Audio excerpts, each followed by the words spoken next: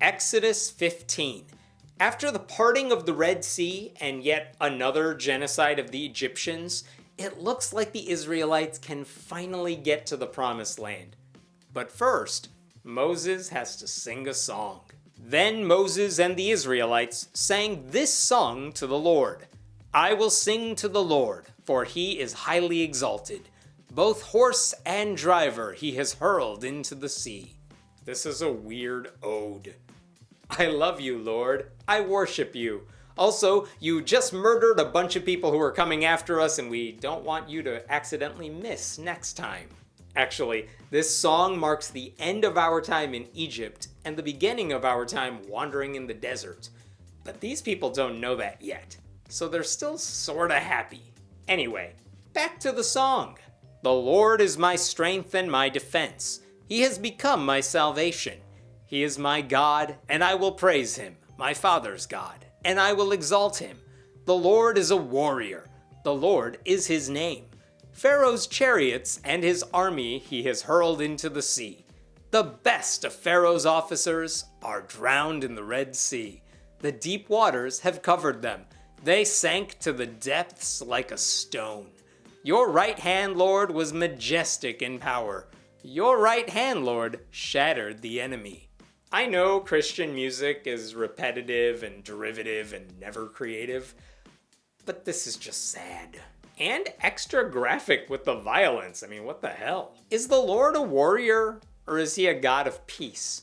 You don't get to have it both ways. It doesn't get better either. In the greatness of your majesty, you threw down those who opposed you. You unleashed your burning anger. It consumed them like stubble.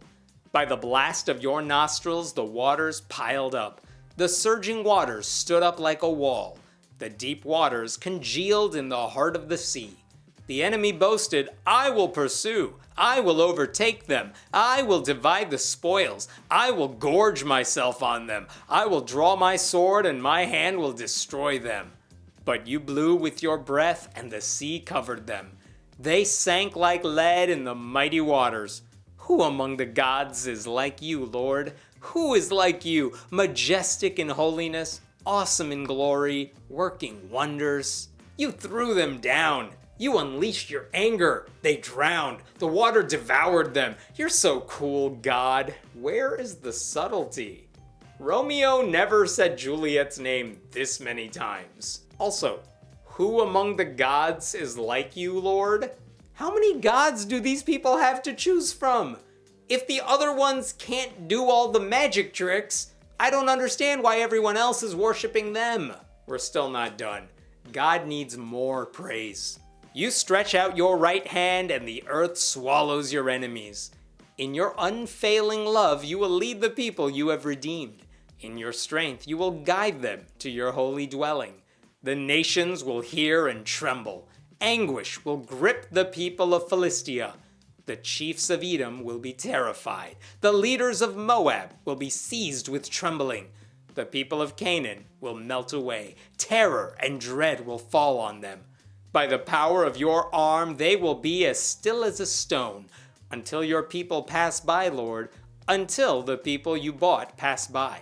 You will bring them in and plant them on the mountain of your inheritance, the place, Lord, you made for your dwelling. The sanctuary, Lord, your hands established. The Lord reigns forever and ever.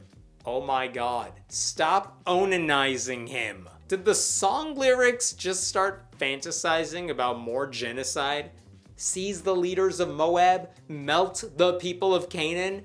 How much ethnic cleansing do these people need before they're satisfied? Here's the good news. The song is over. Here's the bad news. Now we have to dance. When Pharaoh's horses, chariots, and horsemen went into the sea, the Lord brought the waters of the sea back over them. But the Israelites walked through the sea on dry ground. Then Miriam the prophet, Aaron's sister, took a timbrel in her hand, and all the women followed her with timbrels and dancing. Really? Right now? You just escaped an angry mob. Get out of there. Don't stop to dance. Haven't any of you read The Tortoise and the Hare? But that's not even the main takeaway from that passage. The real story is that the Bible just gave us a woman with a name and no man attached to her, and not a slave or a servant or a daughter tossed into a family tree, like an actual live woman with kind of a personality. Very progressive in a very fundamentalist way. Notice they call her Aaron's sister and not Moses' sister, which would also be accurate and more relevant. But in the Bible, a woman still means nothing if she's not connected to her husband or oldest brother. At least there's no more singing, right? Right? Miriam sang to them, "Sing to the Lord, for he is highly exalted. Both horse and driver he has hurled into the sea." Oh my God, it'll never end. They're already repeating Red Sea shanties. Then Moses led Israel from the Red Sea, and they went into the desert of Shur. For 3 days they traveled in the desert without finding water. When they came to Marah, they could not drink its water because it was bitter. That is why the place is called Marah. So the people grumbled against Moses, saying, "What are we to drink?" They went from the sea right into the desert? Moses, what are you doing? Get out the map! Why are these people complaining? They were slaves for hundreds of years. They finally escaped. They just avoided a mob. And suddenly they're like, "Hey Moses, we don't do tap water, only bottled." God just served all of you hundreds of dead Egyptians. I'm pretty sure he can get you clean water. Just ask. I swear, the biggest theme in Exodus, to quote Coleridge, is water, water everywhere and not a drop to drink. They're by the Nile. Oops, sorry, it's bloody and it has frogs in it. You're in the Red Sea. Oops, sorry, we need to part it so you can pass. You're in the desert. Oops, sorry, the water is bitter. Next time, just carry around a damn canteen. Then Moses cried out to the Lord, and the Lord showed him a piece of wood. He threw it into the water, and the water became fit to drink. There the Lord issued a ruling and instruction for them and put them to the test. He said, "If you listen carefully to the Lord your God and do what is right in his eyes, if you pay attention to his commands and keep all his decrees, I will not bring on you any of the diseases I brought on the Egyptians, for I am the Lord who heals you." Wait, instead of providing a filter, God gave them a piece of wood? How does that work? What can wood do to the water? God could have thrown literally anything in there and it would have made just as much sense.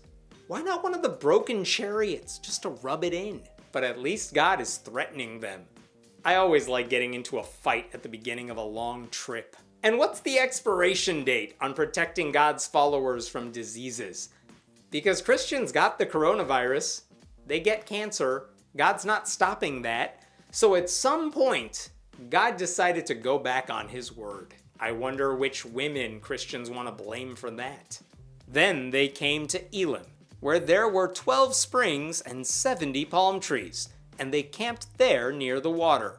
Well, that's convenient. And look at those magic numbers. 12 springs, like the 12 tribes of Israel. 70 palm trees, like the 70 elders of Israel, who we'll hear about very soon. That is somehow more poetic than the entire song we heard earlier. So what was this chapter all about? It was a long hostage video praising God, who has the power to kill them, and then rewards them with wood water. Do you ever get the feeling the Bible writers just ran out of ideas?